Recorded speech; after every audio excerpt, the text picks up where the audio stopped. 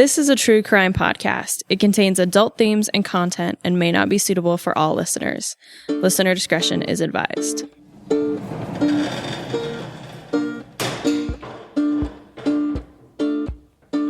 Welcome to the Old Idaho State Penitentiary, a city behind walls that held nearly 14,000 men and over 200 women.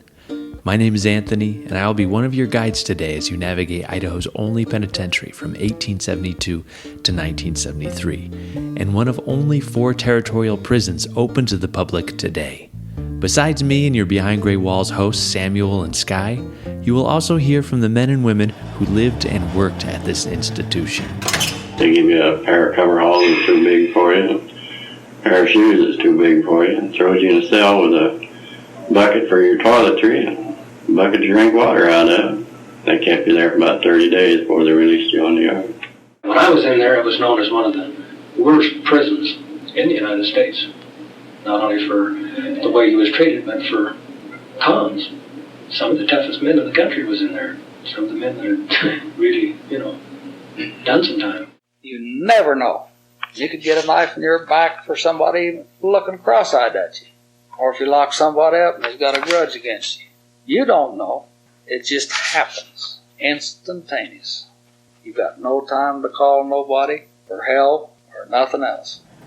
It happens. Like all prisons, this facility served to protect the public by punishing and confining offenders, deterring crime, and promoting rehabilitation. We begin in the administration building, constructed between 1893 and 1894, using sandstone quarried by prisoners in the surrounding foothills. Its fortress-like design, complete with guard towers and imposing 16 to 18-foot walls, embodies the seriousness of its purpose. The large iron gate at the entrance traces the path of a tunnel once used by horse-drawn wagons delivering supplies and sandstone into the prison yard. The warden's office was the administrative hub, handling prisoner intake, mugshots, fingerprints, Bertillon measurements, and visitation. The first thought that we have when a man is received at our institution is not how soon we can turn this man loose again, but how soon we can restore him to society a better man. Originally, the second floor housed the warden and his family, but was later converted into offices for prison administrators. Notice the armory, where officers were equipped with shotguns, rifles, saps, billy clubs, and portable tear gas canisters. Riot gear and tear gas masks were stored here for emergencies. No firearms entered the prison yard. Yard officers carried only non-lethal equipment. At the back of the building, you'll find the turnkey area, where the turnkey guard controlled access using 2 heavy steel doors, unlocking only one at a time. Inside the control room, the guard monitored keys, tracked prisoner movement, and maintained communication across the site. Notice the hooks on the wall that used to contain hundreds of keys throughout the site, and the blackboard with the ghostly remnants of the last men serving in the prison in 1973. To prevent escapes, the room's key was always locked inside with the guard. The guard figure here in the turnkey represents Yard Captain Joseph Munch, who rose through the ranks after starting in the guard towers. All the rules apply to everybody, not just for him or you, and I make it a point never to lie to him. And the major point I always try to make was, I always gave him an answer. I never said maybe, or let me find out from the warden, or I have to ask the chaplain first, or maybe I consult that captain here first, or let me see the commissary man. It was either yes or no right on the spot, and the guys respect you for that. To the left of the door, you will see a box with a green light next to Captain Munch's name. Above him is the last warden of the site, Raymond May. Now, step through to the prison yard to continue your journey. The guard rang a bell to summon the turnkey on the early morning watch to open the door. No word was spoken. We stepped inside. The door closed behind us. A great key was turned in the lock, and iron bars and stone walls shut me forever in.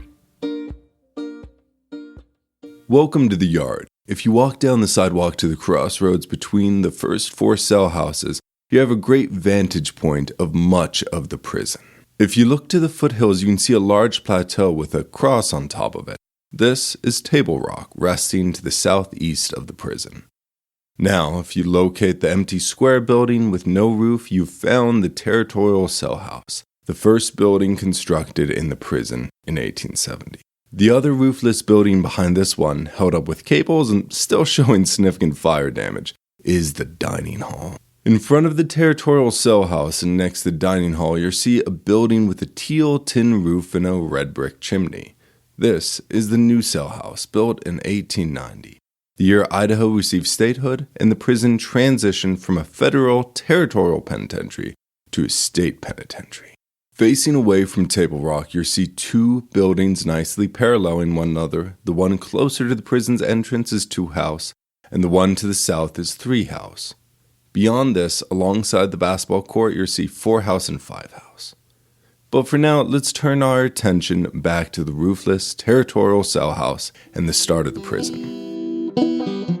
If you walk to the southwest side of this building next to the shirt factory, you'll find a missing stone. This missing brick contained a time capsule laid into its cornerstone. The Territorial Penitentiary officially opened its doors here in Boise on March 21st, 1872 to its first 11 prisoners. This building, originally designed to hold 42 cells, went on to house men, women, and children. The early conditions of the prison presented many challenges to its occupants. With poor heating and lighting and no plumbing, individuals were confined to their cells for most of the day. In their cells was a small container referred to as a honey bucket. This was their bathroom, a chamber pot that they could only empty once a day. When leaving the cell house, they did so with a ball and chain attached to their ankle. Due to these unsanitary conditions, the local Idaho Statesman newspaper described this building as filthy and teeming with insects. One prisoner, William Teton Jackson, wanted in multiple territories for horse theft, managed to dig his way out of the cell by removing 30 wheelbarrows worth of dirt, a spoonful at a time, in his honey bucket. The primitive conditions of this cell house forced its closure. A grant led to the building transforming into a chapel. The chapel opened in 1942 and served as a space for church services on Sunday, community musical performances, plays, and a meeting space for prison clubs.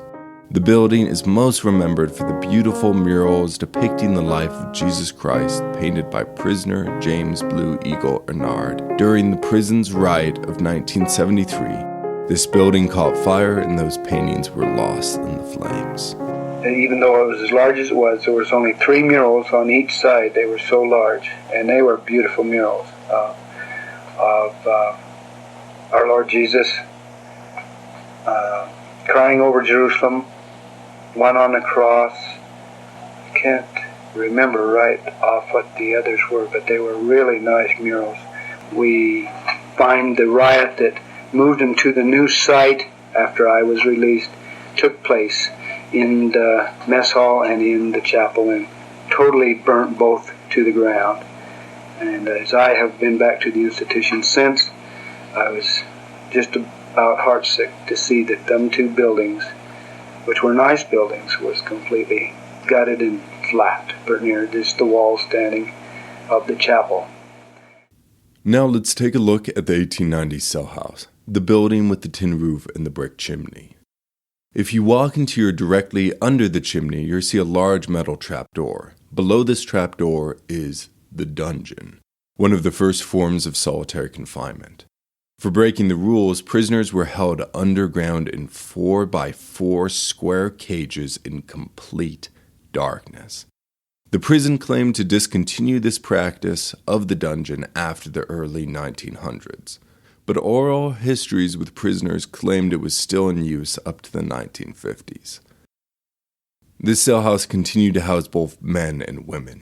Josie Kensler, the 3rd woman incarcerated at the prison, accused Warden Arney of forcing her to have an abortion after being impregnated by a guard. This scandal contributed to the women's ward being designated as a separate building outside the main yard. The 1890 cell house also held a death row on the east side facing the Rose Garden, where the condemned had a view of the gallows as they were being constructed. Diamondfield Jack Davis, a cowboy sentenced to death for murder, received a last-minute reprieve from the gallows after being proven innocent of the crime. Governor Frank Hunt later pardoned Jack in 1902. Douglas Van Vleck avoided the gallows on December 10, 1937, by breaking away from the guards, climbing to the top of the cell house, and taking his own life by leaping to the concrete floor below. In the late 1960s, the cells in this building were removed, transforming the space into a recreational area and offices for the prison's social services.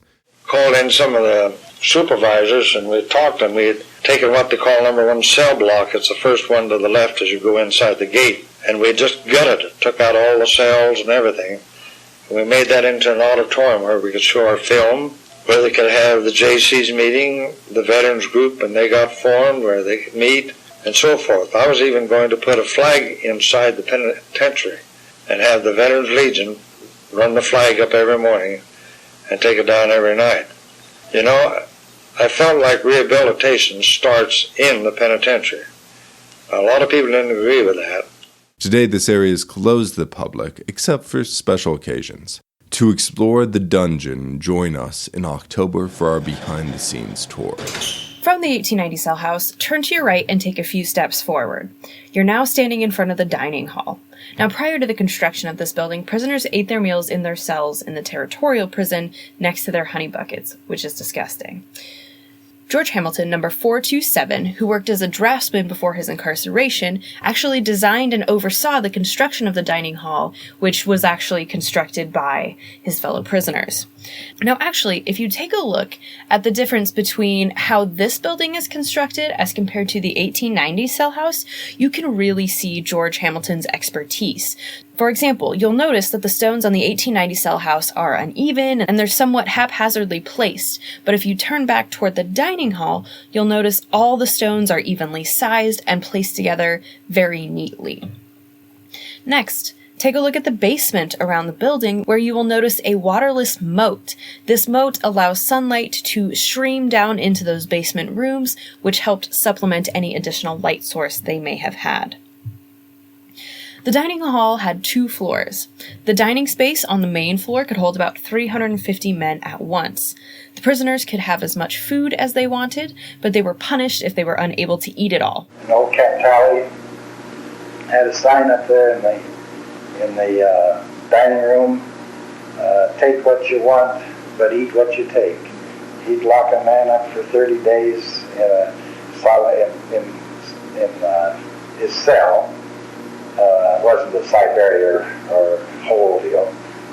Anybody that left food on there, plate 30 days and lockup, automatic. Talking was also prohibited.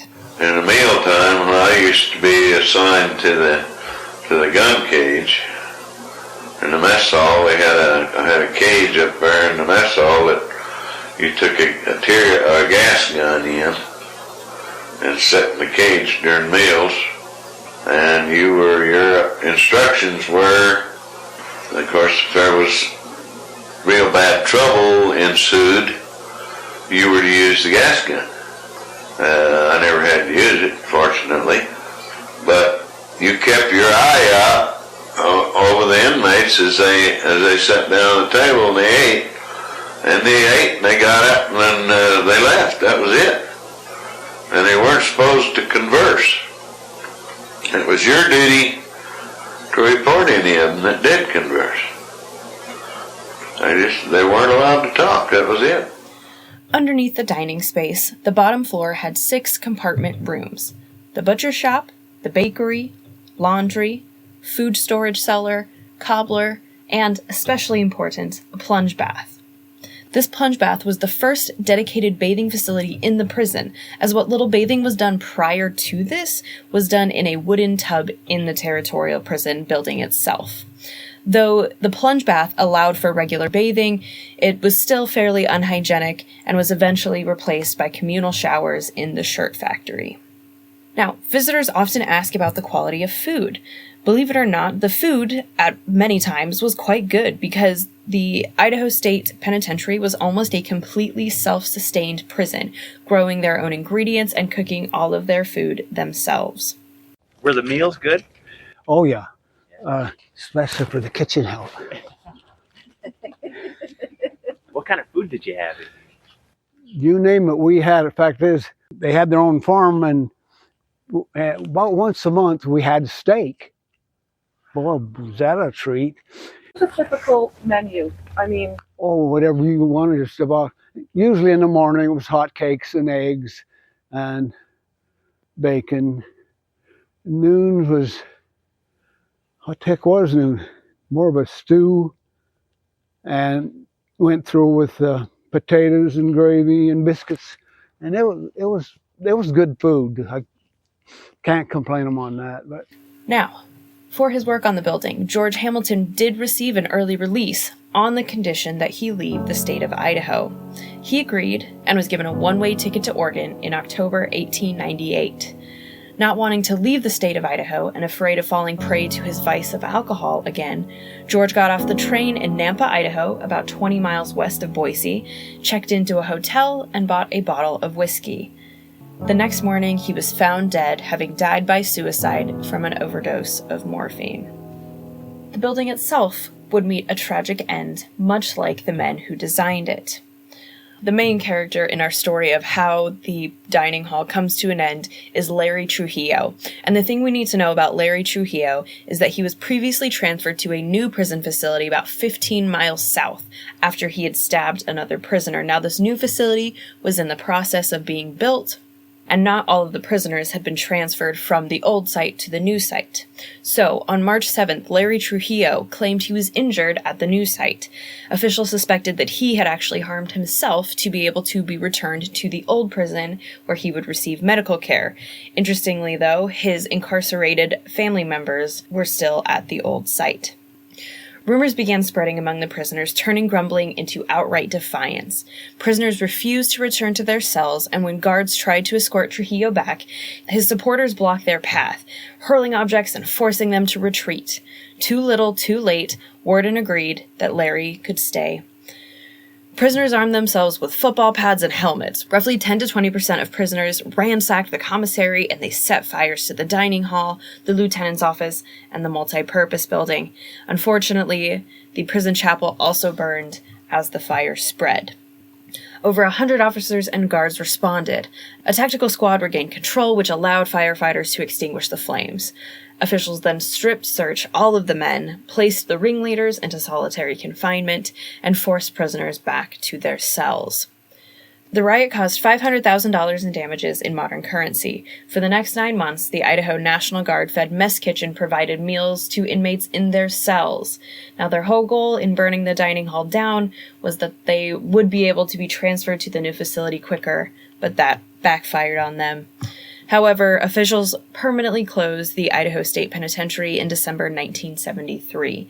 And we won't have a time to step in it on our tour, but to learn more about the riot in 1973 and the other riots that happened here at the site, check out the Disturbing Justice exhibit in the barbershop. As you follow the path around the dining hall to the left, you will find yourself surrounded by a collection of rose bushes that, depending on the time of year, might be in full bloom. And you're now standing in the rose garden. Starting in 1890, prisoners grew and cared for flowers here at the penitentiary site. During the 1960s, the prison even collaborated with Jackson & Perkins Rose Company from Portland, Oregon to test a new breed of roses right here in the very rose garden in which you stand. Now, despite its beauty, this rose garden was not always the site of happy events. Of the 10 executions that took place at the Idaho State Penitentiary, 6 took place here in the Rose Garden. The prison's first execution, an indigenous man named Tom Biago, actually took place in front of the Territorial cell house and drew an audience of 250 Boise residents. After 1899, though, new legislation ruled that all executions in the state had to take place inside the penitentiary. After that, too, wardens attempted to conduct the hanging with more respect and privacy for those being executed. So between 1901 and 1926, 6 men were hanged on a temporary gallows erected in the corner of the Rose Gardens just below the guard tower. If you take a look back toward the 1890 cell house from where you're standing, you'll see that very bottom row of windows. That was the penitentiary's death row until the construction of Five House in the 1950s. Now, from these windows on the bottom floor, condemned prisoners could see the beautiful rose bushes below and watch as their gallows were constructed. One can only imagine the emotions the men may have felt during those final days. Unfortunately, not all of the executions that took place out here went as smoothly as everyone would have hoped. In 1923, number 3301 Noah Arnold, along with another man, killed a storekeeper in a failed robbery in Hope, Idaho.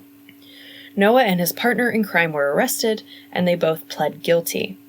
Since it was believed that Noah's bullet had been the one to strike and kill the storekeeper, his companion received life in prison, while the judge sentenced Noah to death for murder in the first degree. Noah made several appeals to overturn his sentence, but they all failed. On December 19, 1924, the day of the execution finally came. Noah claimed his innocence to the very end and climbed the stairs of the gallows, unassisted on that bitterly cold morning. As prison officials prepared Noah Arnold for his execution, he told them, "Do a good job of it, because I don't want to strangle." The trapdoor of this gallows was counterbalanced with a large bucket of water into which water would slowly fill. Once the bucket was completely filled with water, it would trigger the drop mechanism, the trapdoor would open, and the person would fall through. Unfortunately, though, for Noah, it was so cold that morning that the water counterweight actually froze solid, and it did not drop. Noah, awaiting his death, was forced to wait, shivering in the cold, as officials fetched hot water to thaw it. Once thawed, though, Noah officially dropped, and the doctor pronounced him dead at 12:29 a.m. So as you can see, the Rose Garden is a place of great beauty within the walls of the prison, but it is also the corner of the yard with the darkest history. In a more positive note, though, on July 22, 1972, rockabilly artists Frank Starr and Sonny Canfield performed and recorded a benefit concert in the prison Rose Garden. Many of the songs featured prisoners as vocalists. The resulting album, titled Jonas Franklin Delano Gulledge Starr and his diamond-studded Gretsch guitar in concert at the Idaho State Penitentiary, raised funds for the orphan children of Idaho's Sunshine Mine disaster. As you listen to number 8204, Harley Carringer, sing Mean Woman Blues, follow the path between the dining hall and the Territorial prison to your next stop on the tour.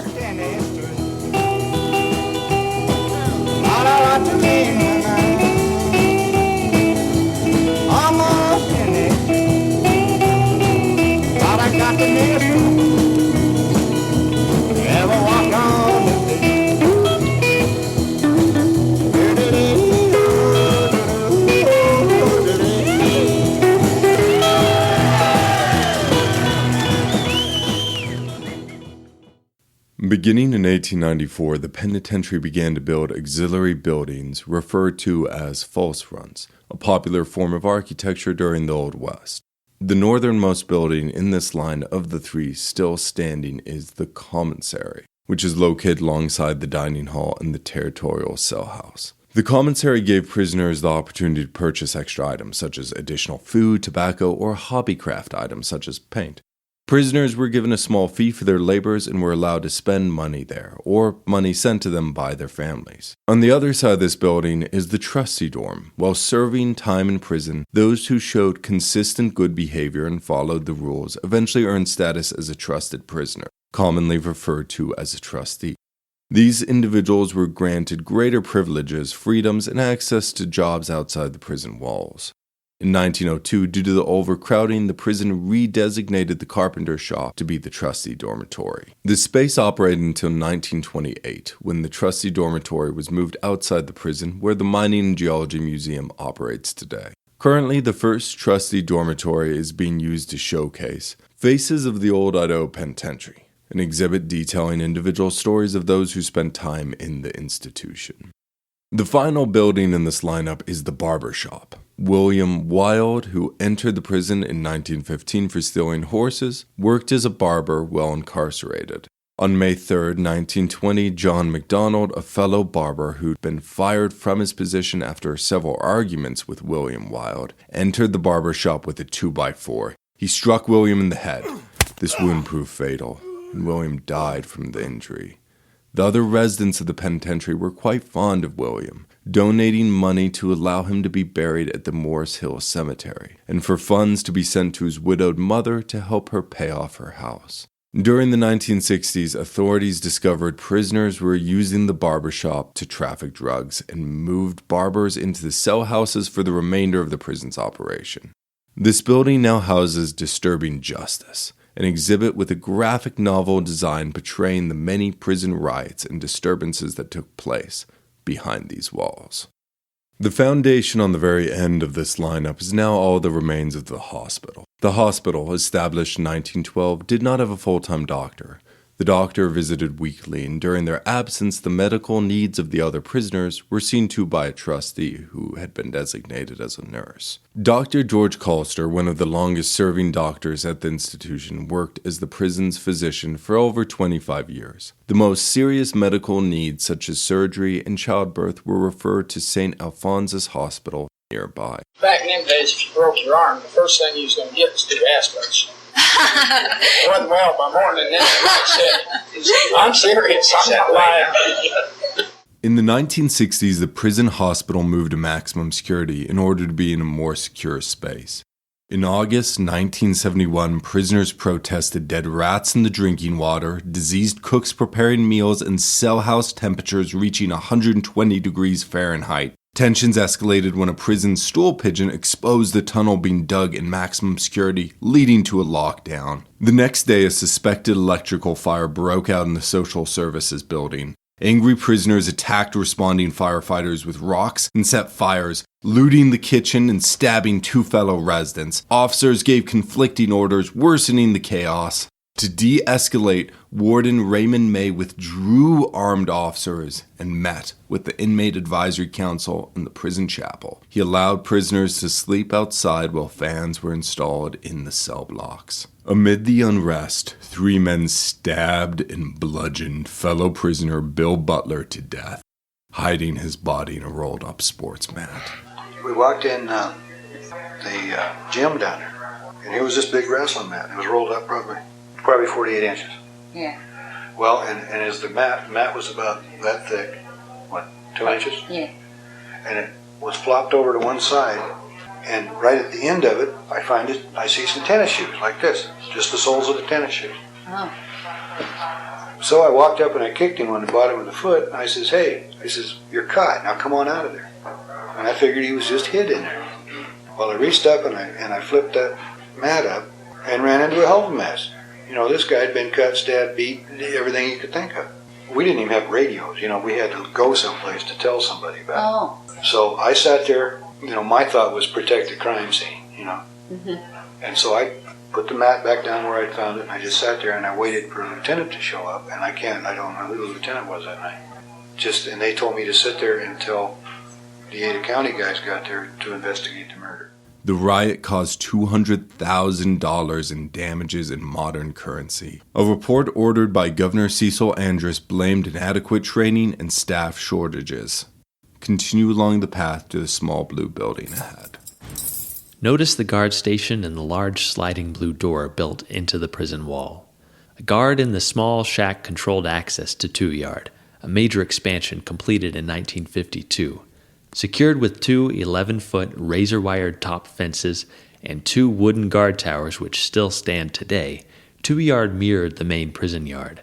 It housed facilities such as an auditorium, schoolhouse, greenhouse, print shop, the clock office, and various workshops including carpentry, automotive, and license plate production. Outlaw Field, the prison's baseball diamond, hosted games with local and traveling teams. This yard provided residents with opportunities to learn trades, earn GEDs, and pursue college education. Most of these structures were demolished to establish the Idaho Botanical Garden, though the guard towers, potato barn, and the prison cemetery, the final resting place for over 50 prisoners, remains on the property. Ask our front desk attendant about a dual pass to visit the Idaho Botanical Garden and the prison cemetery. Within the prison walls, you can find one gravestone, a tribute to Dennis the cat, the prison's beloved mascot. Discovered as a kitten in 2 Yard in 1952, Dennis was a frizzy black tomcat with a silver chest patch. He became a favorite of prisoners and guards, bonding especially with long-term prisoners. Fed milk, raw eggs, and stolen cuts of beef, Dennis was treated like royalty. Guards opened doors for him, croquet games paused for him, and his meals were part of the daily orders. Prisoners and guards alike considered him the true owner of this prison. Dennis lived a peaceful, well-loved life for 16 years, passing away on his birthday, Memorial Day, 1968. Prisoners honored him with a 2-page obituary in the prison magazine and a solemn ceremony. As one prisoner wrote in their prison magazine, The Clock, with a ceremony that would have done credit to a small-town mayor, the old cat was laid to rest in a grave hewed out of a lawn he had considered his own personal property. Take a moment to pay Dennis some respect at his gravestone, located behind the shirt factory building. Now, follow the path to the small, windowless building located just beneath the closest guard tower. For over 40 years, this unassuming building served as punishment for men who broke prison rules. If you didn't go peaceably, they just put 2 handcuffs on you with a 8-foot chain and drug you. They didn't ask you to walk, they drug you. And it didn't make any difference whether they grabbed on the asphalt or on the sidewalks or down the steps or up the steps. They drug you until they got you where they was going to take you. And if you couldn't get up, if you was Siberia, they took all your clothes away and threw you in a room. It was 5 hours, took you upstairs and locked you up. As you step into the cooler, opened in 1923, notice the echo of your footsteps in this dark, confined space. These 6 cells served as individual and group punishment. After large uprisings, some of these cells held up to 6 men at a time. When the steel doors slammed shut, prisoners rarely knew how long they'd be confined. Sentences typically ranged from 30 days to 6 months. Initially equipped with toilets, the cells were altered in 1926 after 16 prisoners destroyed the fixtures and used smuggled hacksaws to remove the cell doors. To prevent further incidents, steel slabs were welded to the doors and a new, entirely solitary punishment building, Siberia, was constructed. Proceed around the building near the wall and enter the corridor known to prisoners as Siberia. I went crazy in there. I went completely nuts. Most people would go crazy in there. I read a book, The Cross and the Switchblade, just before I went in there. And I lived every one of those parts of that book. I was probably the priest for 2 or 3 months, and then a few more months I was the other kid. And when I got out of there, I was nuts. I was completely nuts. I hear voices, and I could hear this song, Give Me Some Kind of Sign Girl, had just come out, or was playing a lot. And they put me in Five House for 30 days after they let you out of Siberia, and they had big speakers in there with the radio blaring real loud all day long. And it would, just like brainwashing, I guess. But that song would stick in my head, and it would just go real fast, like fast forward over and over in my head, just steady. And then I heard some guy talking. I was sitting on one side of the loafing room with 200 people between me and some other guy. I look over there, and he's at the mirrors, and I could hear what he's saying about me, which is impossible. So I just walked up and hit him, walked across there and hit him. Siberia contained 12 cramped cells, each measuring 3 by 8 feet. Initially furnished with steel and wire beds, the furniture was removed when prisoners began dismantling them to create weapons. They were left to sleep on concrete floors with only 1 or 2 cotton blankets. The only light and ventilation came from a 3-inch wide circular opening in the ceiling of each cell. When Siberia first opened, prisoners were fed only bread and water twice a day. Later, authorities fed them a mixture of food from the dining hall, nicknamed baby food. Well, the lighting was very poor. We had probably 60-watt bulbs out in the hallway and none in the cell. The only light you got in the cell was through a ventilator in the roof. The first time I was over there, they had metal bunks attached to the walls. It was about 18 inches wide by 6 feet long. And they'd give you 2 blankets and a bucket for drinking water. In the summertime, the walls would sweat, and in the wintertime, there's ice on them. You had enough trouble just staying warm in the wintertime. Ain't no way you could stay cool in the summertime. We flooded the cells and everything else. At the back of each cell is a sealed hole that once served as a toilet, with a spigot providing running water for drinking and washing. The plumbing connected through the dining hall, allowing visitors to smuggle contraband like tobacco and rolling papers through the pipes. Guards frequently confiscated these items during inspections. Prisoners in Siberia often spent their days sleeping and their evenings sharing stories or playing chess and checkers crafted from their daily bread rations. The only thing to give you to pass the time would be the Bible. We took the Bible and made chessboards in it.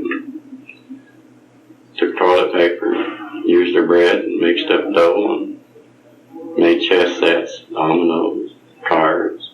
Every week when they come over to shower, they'd give us 1 shower a week, they'd take everything away from us, and we'd have to start all over and build it back. Return to the central courtyard and enter the oldest accessible cell block, 2 House. To learn more about the Old Idaho Penitentiary, please follow Old Idaho Penitentiary on Facebook and Instagram. There you can buy tickets for entry, find updates about events, the online gift shop, and other exciting things about the site. If you'd like to know more about the Idaho State Historical Society and other historical sites, please visit history.idaho.gov. If you have a question or comment, please email us at behindgraywalls@gmail.com. You are now standing inside 2 House, which has the oldest remaining cells on site. Completed in 1911, it had electricity, but no plumbing. Now step inside the open cell that you can see on the right. Notice a small ventilation shaft in the back corner.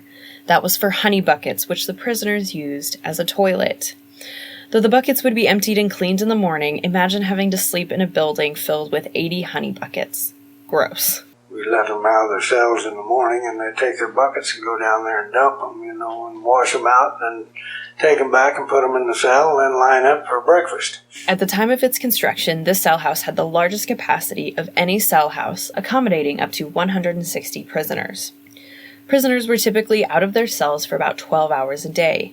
Their daily routine included breakfast at 7 a.m., working in various prison industries, eating meals, enjoying some free time, and being locked back in their cells by 7 p.m. Now, believe it or not, 2 House was used as a cell house until 1967, but its lack of air conditioning caused it to be boiling hot in the summers, and the antique radiators did little to warm the buildings in the winter. Prisoners preferred the top floor during the winter and the bottom floors in the summer. Once it closed as a cell house in the 1960s, the entryway was then used as the lieutenant's office until it was set ablaze during the 1973 riot, which also destroyed the dining hall. You can see scorching throughout the walls and even on the metal bars, and the staircase to the second floor was so damaged in the fire that it had to be removed. Now, as you came in, you probably saw the exhibit near the entrance, which features some of the youngest prisoners that were held here at the Idaho State Penitentiary site. Up through at least the 1950s, teenage boys were kept in the same buildings as grown men who committed a variety of crimes. Look at the mugshot of James Whitaker, number 1949, just 11 years old when he killed his mother and was sentenced to prison. He remained in prison for several years, having not admitted much remorse for the crime that he'd committed. But believe it or not, even at 11 years old, Whitaker is not the youngest prisoner. In 1885, James Oscar Baker, number 88, shot a man who was fighting with his father. He did not do it maliciously, he was just trying to protect his dad, whom he loved very much. For this action, James was convicted of manslaughter and sent to prison at just 10 years old. During his sentence, the warden actually kept him around the house as much as possible. Just 9 months into his sentence, in fact, James received a pardon from Governor Stevens and actually went on to be adopted by a foster family in Bannock County. Once you're done exploring 2 House, exit and walk into the cell block directly ahead of you. Welcome to 3 House. Originally, 2 House and 3 House were intended to be connected by a walkway in the middle, but construction issues led to the middle structure being abandoned. In 1906, cells were installed in this building, but the quality was so poor that it actually was condemned for habitation.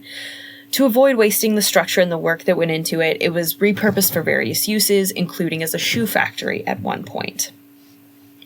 By the 1920s, the growing population, which is driven in part by prohibition and other liquor-related crimes, highlighted the need for more cells within the prison walls. In 1928, modern cells were installed, and 3 House officially opened as a cell house. Because it was finished so much later than the other cell houses, unlike in the earlier buildings, this was the first to feature indoor plumbing, with each cell equipped with a sink and a flushing toilet. It was also the first to house 4 men in some of the cells. The layout in this cell house is particularly unique. On each floor, there are 4 2-man cells and 3 4-man cells, accommodating 20 men per floor. With 4 floors and 2 sides, the total capacity matched that of 2 House at 160 men. Now, if you walk down to the last cell on the first floor, you'll notice a cell with just 1 bed.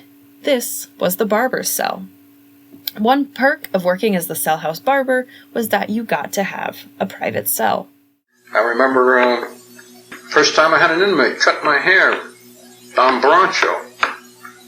It was in 3 House on the first floor on the south tier, all the way back, corner cell, last cell down. Went down there and told Don, I said, I understand you cut hair. And he says, yeah. He said, I cut hair. I said, would you mind cutting my hair? He said, no, climb up in the chair, I'll cut your hair. He cut my hair, and after he got done, he says, let me go and clean you up a little bit.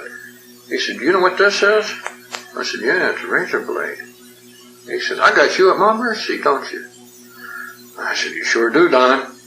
He said, well, don't think nothing of it right now. And that was it. Now, another thing you've undoubtedly noticed is that each of the cells have plaques on them with names. These are the names of the last prisoners who stayed in these cells before the prison closed in 1973. They list some details of their life during their time in 3 House. One particularly interesting story is that of Ralph Poindexter, who was in cell 4. Ralph Poindexter had a history of escaping from jails and penitentiaries, as well as stealing automobiles. In 1971, Poindexter and 2 other prisoners escaped while working near the guard's house. The trio held a family at gunpoint, kidnapping the husband and threatening to harm him if the family reported the incident to the authorities. The prisoners forced the man to drive them to Idaho Falls. After separating from the hostage, the group was arrested in Ryrie. All 3 men were given an additional 10 years for kidnapping.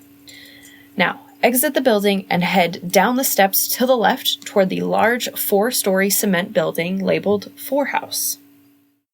After World War II, many returning veterans struggled to find work, leading to a surge in crime and an expanding prison population. This 4-story cell house, completed in 1953 using prison labor, was built with concrete instead of the traditional quarried sandstone to save costs. Constructed at just 1/3 of the outside cost due to the low price of prison labor, it became the largest cell house, housing up to 320 men, double the capacity of earlier buildings. Notice the square panels with holes between the bunk beds. These were part of a radio earphone system. Prisoners without private radios could buy headphones from the commissary to listen to a preset channel for 1.5 hours in the morning and 6.5 hours at night. See, they had a radio system in all the houses that was, you could take earphones and plug them into the wall, but you listen to the radio station that the penitentiary wanted you to. And that's all you ever had for radio at that time. In 1964, Warden Lou Clapp heard a commotion in 4 House. The guard reported the cause. They don't like the music on the radio. Each cell originally had a diamond-shaped window with a one-way mirror, allowing guards to monitor prisoners without being seen. Gave the officers a chance to see what was going on in a cell if they wanted to do a little creeping, as we called it, and go down there and see what was going on between a couple of inmates or what was going on in the cell. If you suspected they had smuggled some squawky in or something like that, you walk down the tunnel, as they called it, and look into those 2-way mirrors, and they couldn't see you, but you could see them. And you'd look through there and see if they were pulling any skullduggery in there, drinking squawky, or doing something they weren't supposed to be doing.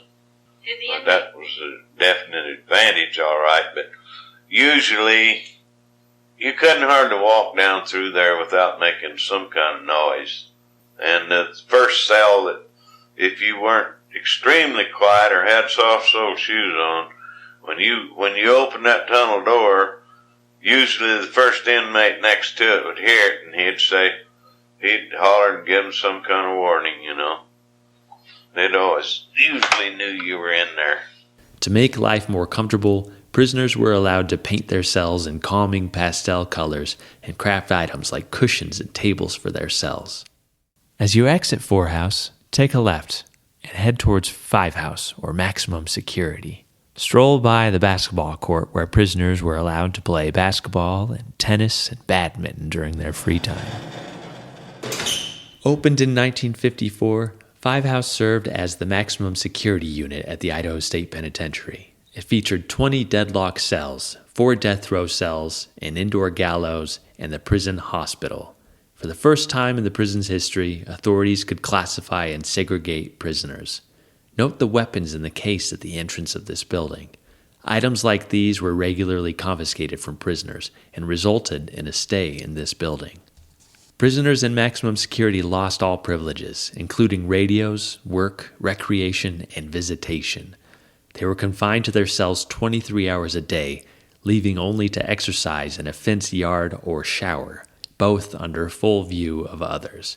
These inmates was locked up 23 and a half hours a day, constantly. And the only closing was a white coverall, and the only time we let them out of the cell is to take a shower in front of all them other guys for about 15, 20 minutes, and that was it. That's the only exercise these guys got. Later we decided to build an exercise yard behind it, right underneath the tower, and we let them, if time permitting, if they behaved good, if the guard was willing, if nobody was pissed off that day, we let them exercise out in the yard for about a half an hour, 45 minutes, sometimes to an hour. Despite the close restriction, on June 30th, 1965, prisoners Austin, Pulver, and Ferris, housed in maximum security, orchestrated an escape. Under the guise of aiding a sick prisoner, guards Frank Rigby and Donald Dye were ambushed with sawed-off cell bars wrapped in blankets. Those bars in 5 House down there, or any of them in that institution for that matter, I don't think we're built for much security in the reality, because you could take a mop string and Ajax and saw through one of them bars in a few hours. Apparently that's what happened. They sawed a couple of bars out. They got out of the cell, and that's what they beat up on Don Dye and Frank Rigby. They damn near beat Frank to death with those bars out of this cell. I was on 2 Tower that night. Those inmates had got out of the cell, and on A tier, you couldn't see above the door. And there was enough metal there that they got up there, hung onto that wall, and when Frank had opened the door and walked in on A tier, they just dropped right down on them. And with those bars, they just, of course, had the upper hand immediately, you know, and just beat the tar out of both of them. Using ladders from the prison roofing crew, the escapees scaled the prison wall. On 2 Tower, I was right in line with the warden's house, and I seen them. When they came out, jumped over the fence and came down 1 tower for the gate there, down toward what was then the administration building.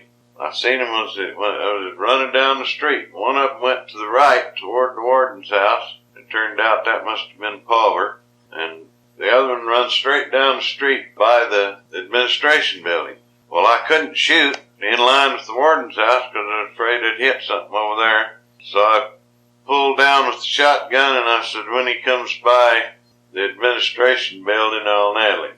Well, when he came into sight by the administration building, I squeezed off a shot, and he jumped about that high. And I thought, well, maybe I hit him and maybe I didn't. So I shot the second time.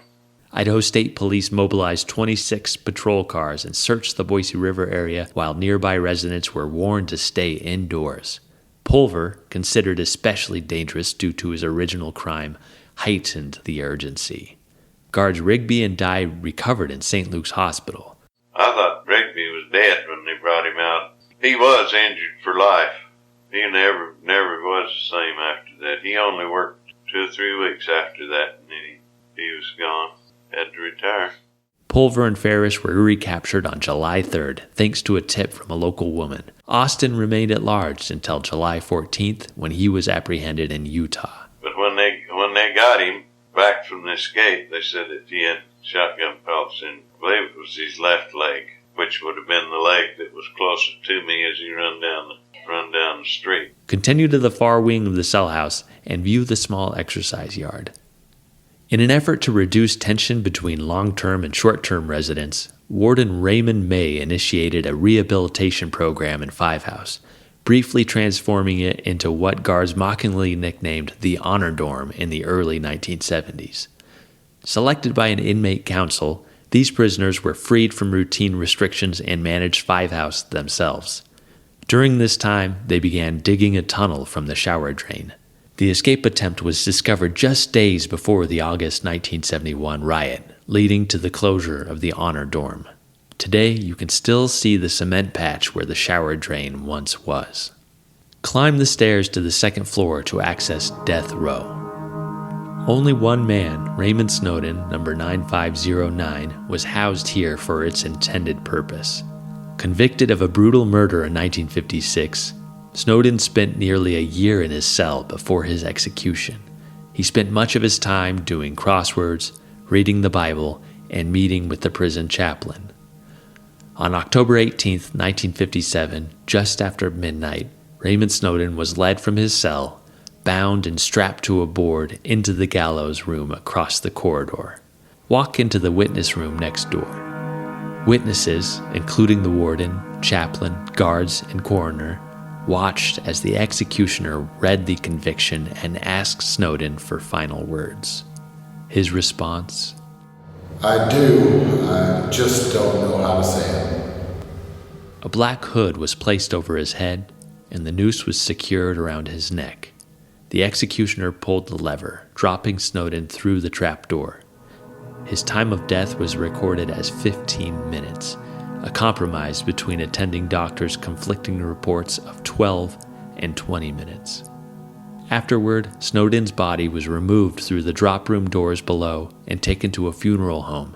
The next day, he was buried in the prison cemetery in an unmarked grave. Follow the stairs to the drop room below and exit the building.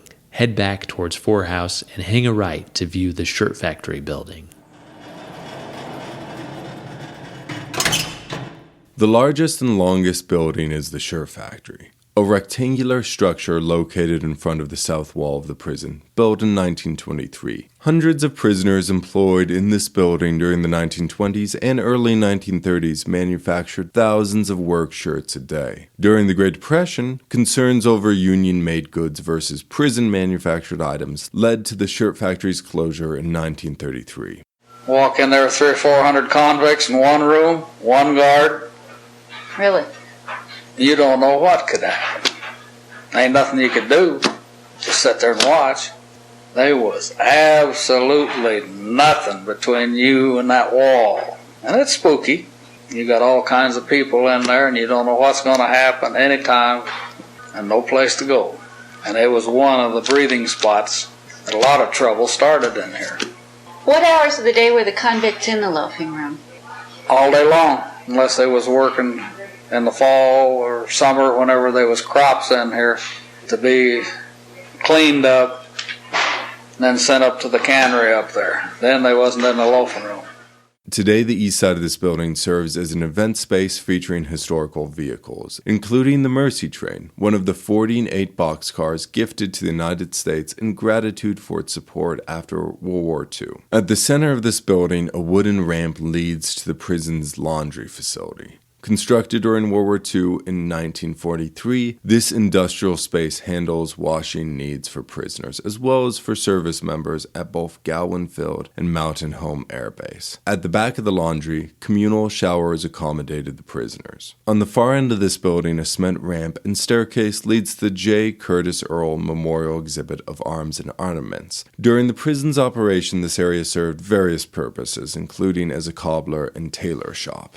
Today, the space houses part of the collections of weapons and military equipment donated by J. Curtis Earl. While unrelated to the prison's history, the exhibit features weapons ranging from the Bronze Age to the Vietnam War, including swords and a Gatling gun. This display is a must-see for visitors.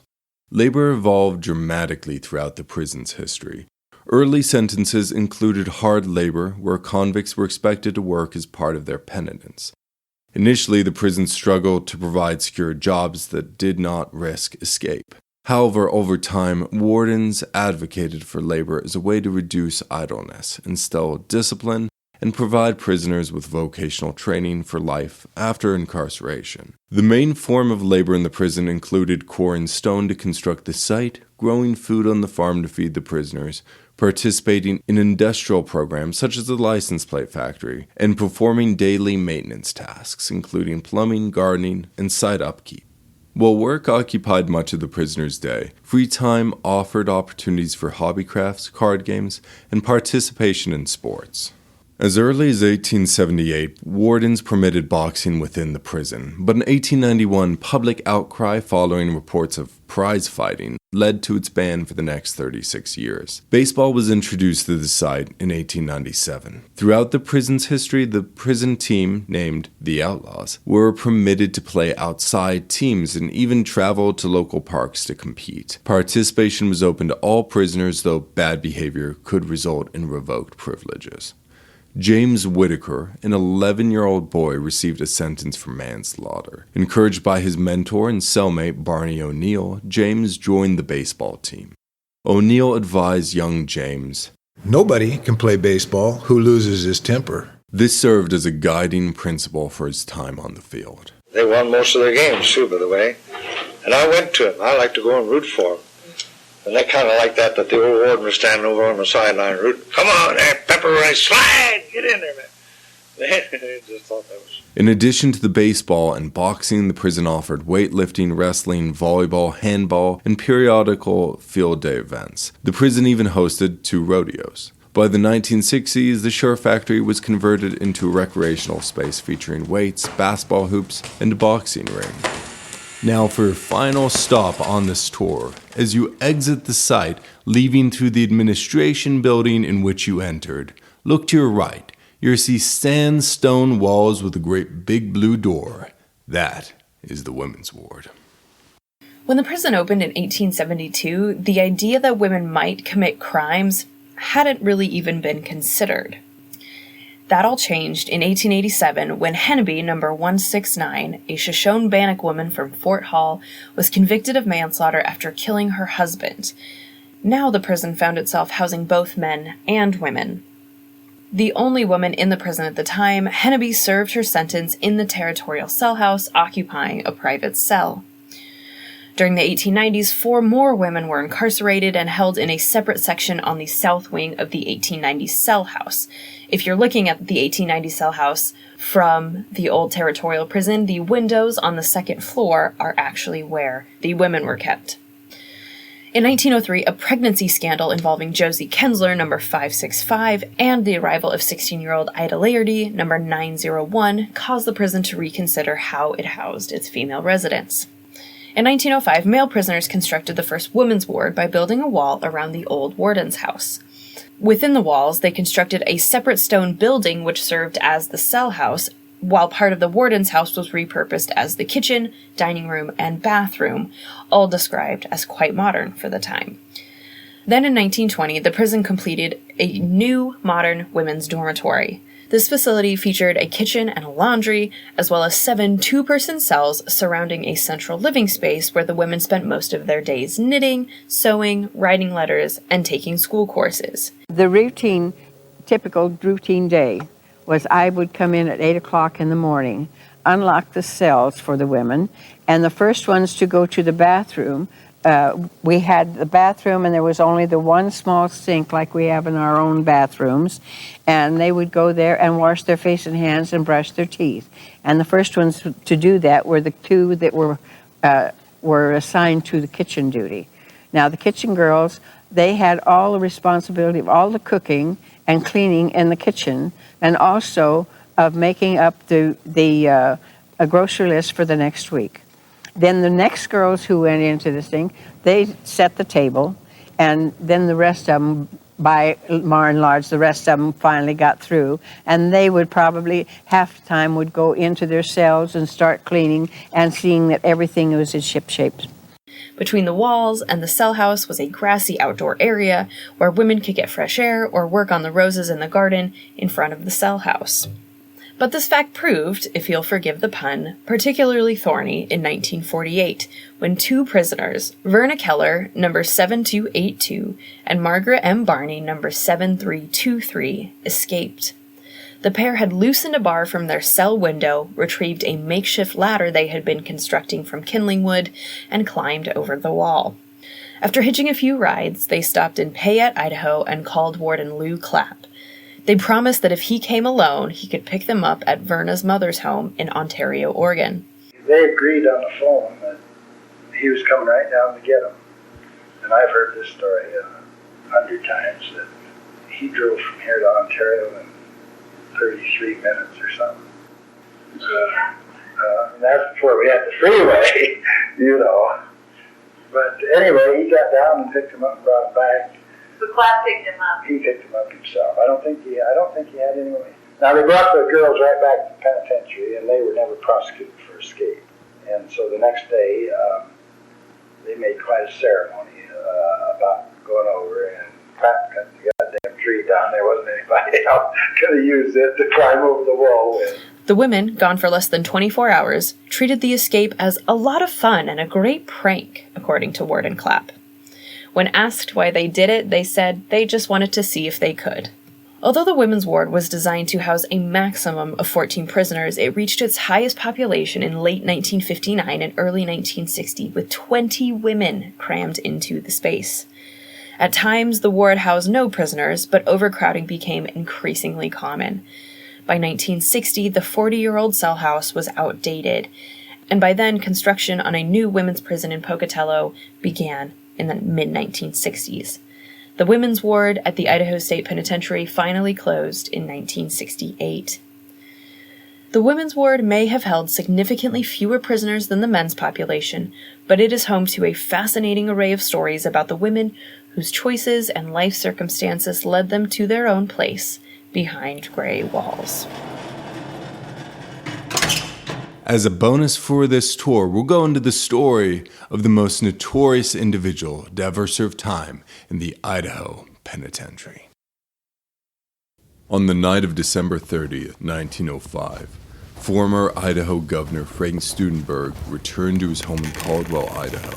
As he opened the gate to his property, a powerful explosion tore through the night. Studenberg's wounds from the blast soon proved fatal. Just 2 days later, authorities arrested Albert Edward Horsley, better known as Harry Orchard, for the crime. In custody, Orchard confessed to murdering 17 people, claiming he'd carried out these killings under orders from the Western Federation of Miners, a powerful labor union engaged in violent conflicts with mining companies. The miners demanded an 8-hour workday, a 50-cent wage increase for those earning less than $3 a day, and protection against hiring discrimination targeting union members. These tensions escalated dramatically after the Coeur d'Alene labor wars of 1899, when Studenberg, then governor, declared martial law, called in the National Guard to suppress a miner strike. Many union members viewed him as a traitor to the labor movement. In his 64-page confession, Orchard implicated William Big Bill Haywood, Charles Moyer, and George Pettibone as the masterminds behind the assassination. The Pinkerton Detective Agency, working alongside Idaho law enforcement, orchestrated the extradition of these men from Colorado to Idaho,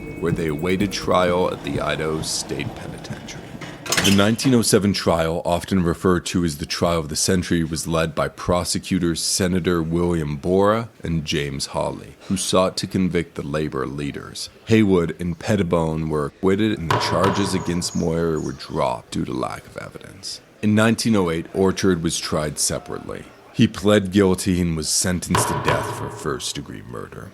Idaho Governor Frank Gooding later commuted his sentence to life in prison in exchange for his cooperation in prosecuting the leaders of the Western Federation of Miners. Orchard spent the next 46 years in the Idaho State Penitentiary. While incarcerated, he worked as a cobbler, raised bees and turkeys, and gained status as a prison trustee. He also underwent a religious conversion, joining the Church of the Seventh-day Adventists, and was baptized in the prison dining hall plunge tub. During his time behind bars, Orchard received a visit from famed actress Ethel Barrymore and later sought forgiveness and friendship from the Studenberg family. In 1952, Orchard published his autobiography, The Man God Made Again, in which he recounted his crimes and spiritual redemption. He died in 1954 at the age of 88.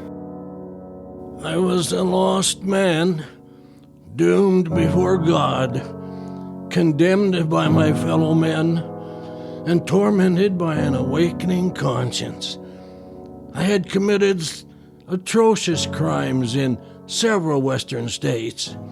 As a jailer turned the key in my cell, I felt instinctively that I would never be a free man again.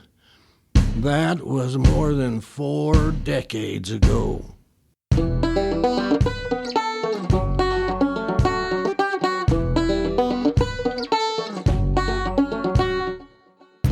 On behalf of the Idaho State Historical Society and the Old Idaho Penitentiary, we want to thank you for joining us on this tour. Remember, do your own time. Do your own number.